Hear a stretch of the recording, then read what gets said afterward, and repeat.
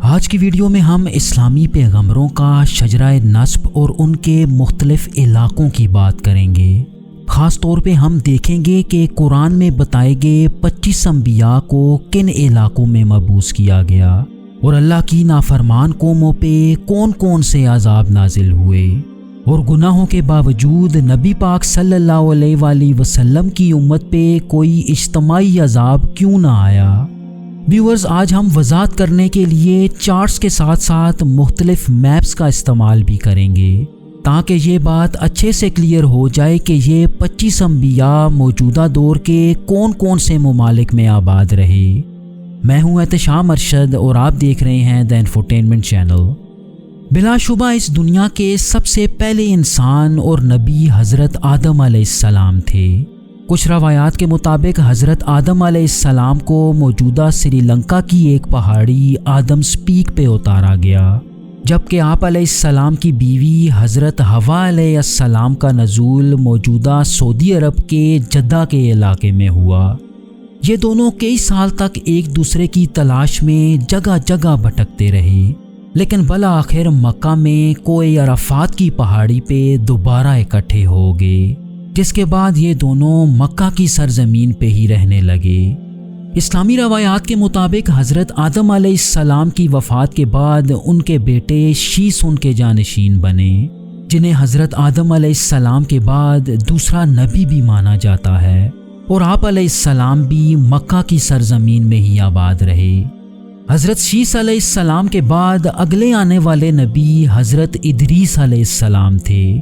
آپ علیہ السلام کی پیدائش موجودہ عراق کے ایک شہر بابل میں ہوئی۔ ان کی قوم اللہ کی وحدانیت کو چھوڑ کے آگ کی پجاری بن گئی۔ جب انہوں نے حضرت ادریس علیہ السلام کی تعلیمات کو رد کر دیا تو آپ علیہ السلام اپنے کچھ پیروکاروں کے ساتھ بابل سے مصر کی طرف ہجرت کر آئے۔ حضرت ادریس علیہ السلام سے 3 نسلیں آگے آدم ثانی حضرت نوح علیہ السلام آتے ہیں، جو اللہ کے 5 اولو العزم پیغمبروں میں پہلے نمبر پہ تھے۔ اسلامی روایات کے مطابق اللہ نے حضرت نوح علیہ السلام کو قدیم میسوپوٹامیہ یا موجودہ عراق کے شمال میں بسنے والی ایک قوم میں بھیجا، جو دنیا کی سب سے پہلی قوم تھی جس نے بت پرستی کی شروعات کی۔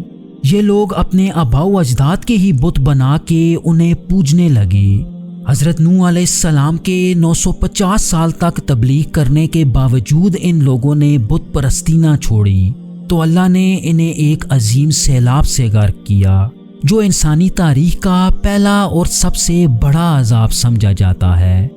حضرت نوح علیہ السلام کے بعد آنے والے 2 انبیاء کو اللہ نے خاص طور پہ عرب کی سرزمین میں بھیجا، جن کے نام حضرت ہود علیہ السلام اور حضرت صالح علیہ السلام تھا۔ ان میں حضرت ہود علیہ السلام کو اللہ نے قوم عاد میں نبی بنا کے بھیجا، جو عرب کے جنوب میں خضر موت کے علاقے احقاف میں آباد تھے۔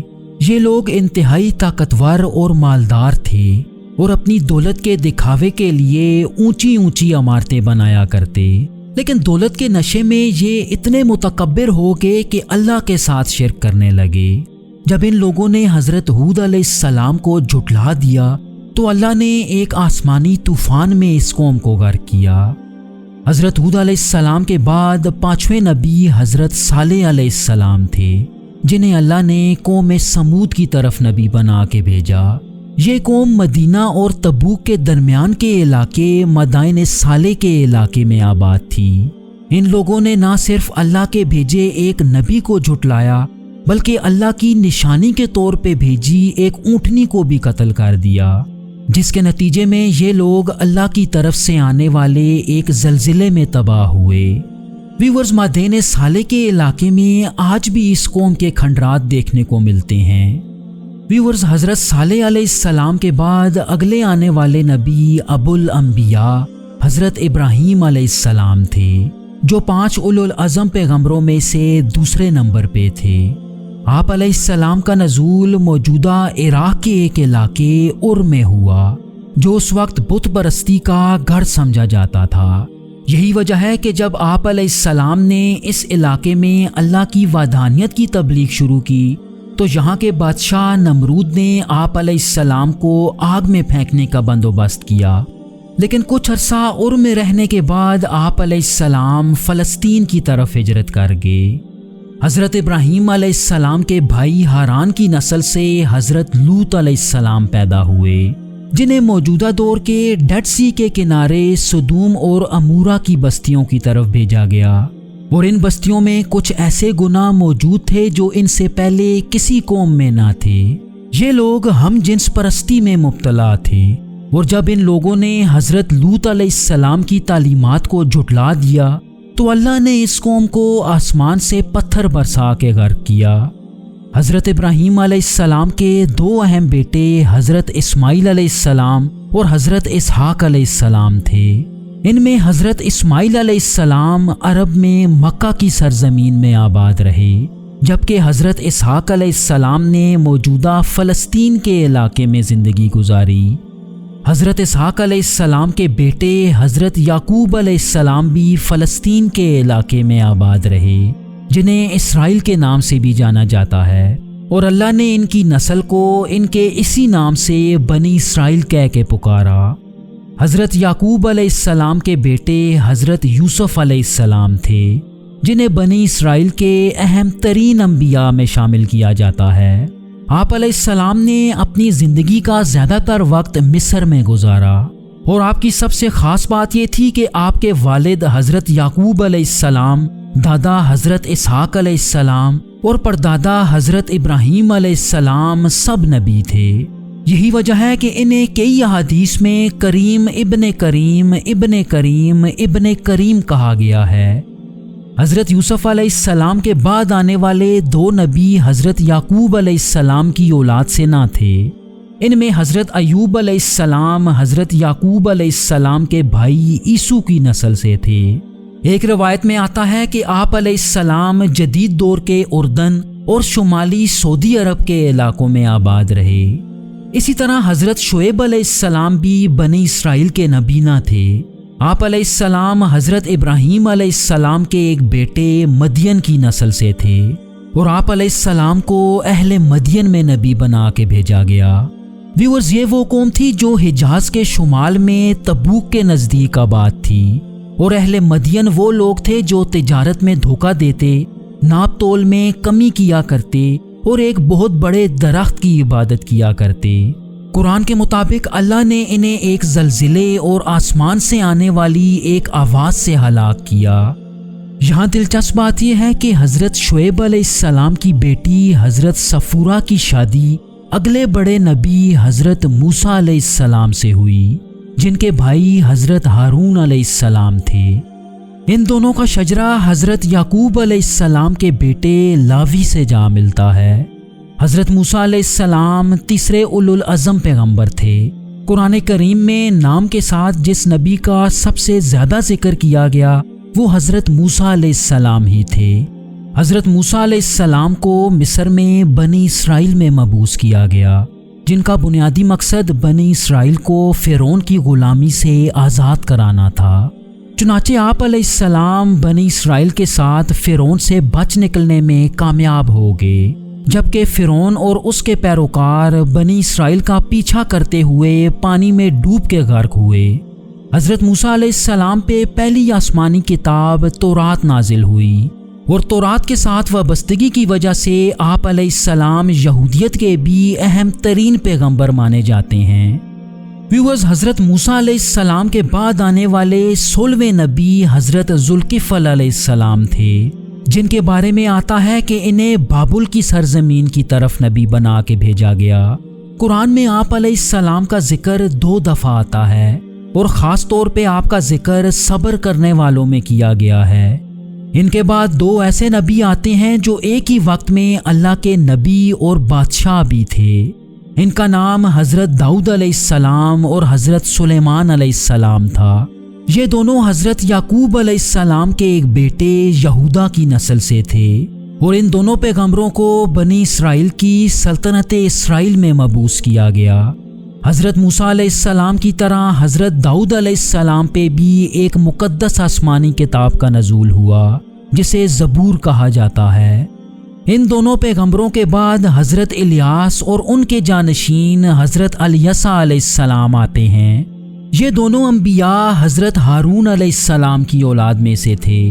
ان میں حضرت الیاس علیہ السلام کو بنی اسرائیل کی ایک قوم کی طرف بھیجا گیا جو موجودہ دور میں بالبک لبنان کے علاقے میں آباد تھی۔ قرآن کے مطابق یہ قوم بال نامی ایک بت کی عبادت کیا کرتی اور ان لوگوں نے حضرت الیاس علیہ السلام کی تعلیمات کو مکمل طور پہ رد کر دیا تھا، تو اللہ نے اس قوم پر قحط اور بھوک کا عذاب نازل کیا۔ اور ویورز، اس قوم کے کھنڈرات آج بھی لبنان میں دیکھے جا سکتے ہیں۔ ان کے بعد قرآن میں حضرت یونس علیہ السلام کا ذکر آتا ہے۔ اللہ نے آپ علیہ السلام کو نینوا کی قوم کی طرف بھیجا۔ ویورز، یہ قوم موجودہ عراق کے شہر موصل کے قریب عین اس جگہ آباد تھی، اور دوسری قوموں کی طرح حضرت یونس علیہ السلام کی قوم نے بھی ان کی تعلیمات کو جھٹلا دیا۔ لیکن جب اللہ کے عذاب کے آثار نمایاں ہونے لگے تو اس پوری قوم نے اجتماعی طور پہ توبہ کر لی، تو اللہ تعالیٰ نے ان پر اپنا رحم فرمایا اور عذاب کو ٹال دیا۔ اس کے علاوہ حضرت یونس علیہ السلام کو ایک بڑی مچھلی کے زندہ نگل جانے کا واقعہ بھی قرآن میں ملتا ہے۔ حضرت یونس علیہ السلام کے بعد اگلے آنے والے نبی حضرت زکریا علیہ السلام تھے، جنہیں فلسطین میں بنی اسرائیل میں مبعوث کیا گیا۔ آپ علیہ السلام ہیکل سلیمانی کے متولی اور عبادت گاہ کے منتظم تھے۔ اس کے ساتھ ساتھ آپ علیہ السلام حضرت مریم علیہ السلام کے خالو اور سرپرست اعلیٰ بھی تھے۔ ایک روایت کے مطابق آپ علیہ السلام کو بنی اسرائیل نے ایک بہت بڑے آرے سے چیر کے شہید کیا۔ ان کے بیٹے حضرت یحییٰ علیہ السلام بھی بنی اسرائیل میں ہی مبعوث کیے گئے۔ حضرت یحییٰ علیہ السلام کے بعد بنی اسرائیل کے آخری نبی حضرت عیسیٰ علیہ السلام آتے ہیں۔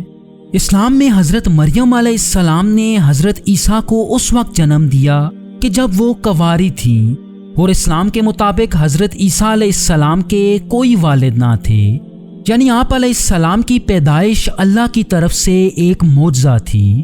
آپ علیہ السلام کو 5 اولو العزم پیغمبروں میں سے چوتھا سمجھا جاتا ہے، جن پر تیسری آسمانی کتاب انجیل نازل ہوئی۔ آپ علیہ السلام کے بے شمار معجزوں کے باوجود بنی اسرائیل نے آپ کو ماننے سے انکار کر دیا۔ ایک مدت تک آپ اللہ کے پیغام کی تبلیغ کرتے رہے، اور جب یہودیوں نے آپ علیہ السلام کو صلیب پہ چڑھانے کا بندوبست کیا تو اللہ نے آپ کو زندہ آسمان پہ اٹھا لیا۔ اب ہم اسلام کے سب سے اہم پیغمبر نبی آخر الزماں حضرت محمد صلی اللہ علیہ وآلہ وسلم کی بات کرتے ہیں، جو حضرت عیسیٰ علیہ السلام کے 600 سال بعد اس دنیا میں تشریف لائے۔ آپ صلی اللہ علیہ وآلہ وسلم 5ویں اولو العزم پیغمبر اور اس دنیا میں آنے والے آخری نبی اور رسول ہیں، اسی لیے انہیں خاتم النبیین کے نام سے بھی جانا جاتا ہے۔ آپ صلی اللہ علیہ وآلہ وسلم کا تعلق بنی اسرائیل کی بجائے بنی اسماعیل سے تھا، یعنی آپ صلی اللہ علیہ وآلہ وسلم کا شجرہ چند نسلیں پیچھے حضرت اسماعیل علیہ السلام سے جا ملتا ہے۔ یہی وجہ ہے کہ یہودی اس حسد میں مبتلا ہیں کہ نبوت کا شرف تو صرف بنی اسرائیل کو حاصل تھا، تو اللہ کے اس آخری نبی کی پیدائش بنی اسماعیل میں کیسے ہو گئی؟ اسی لیے یہودی آپ صلی اللہ علیہ وآلہ وسلم کا انکار کرتے ہیں۔ اللہ نے آپ صلی اللہ علیہ وآلہ وسلم پہ اپنی آخری اور سب سے اہم کتاب قرآن نازل کی، جو قیامت تک آنے والے تمام انسانوں کے لیے ہدایت کا ذریعہ ہے۔ ویورز، پچھلی امتوں کی طرح آپ صلی اللہ علیہ وآلہ وسلم کی امت پہ اب تک کوئی اجتماعی عذاب نہ آیا۔ امت کے گناہوں کے باوجود عذاب نہ آنے کی سب سے بڑی وجہ نبی پاک صلی اللہ علیہ وآلہ وسلم کی اپنی امت کے لیے دعا ہے۔ ویورز، خاندان بنو ہاشم اور بنو امیہ کے آباء و اجداد کون تھے؟ ان دونوں خاندانوں کا شجرہ نسب دیکھنے کے لیے اسکرین پہ دی گئی ویڈیوز ضرور دیکھیے گا۔ تھینک یو سو مچ۔ اللہ حافظ۔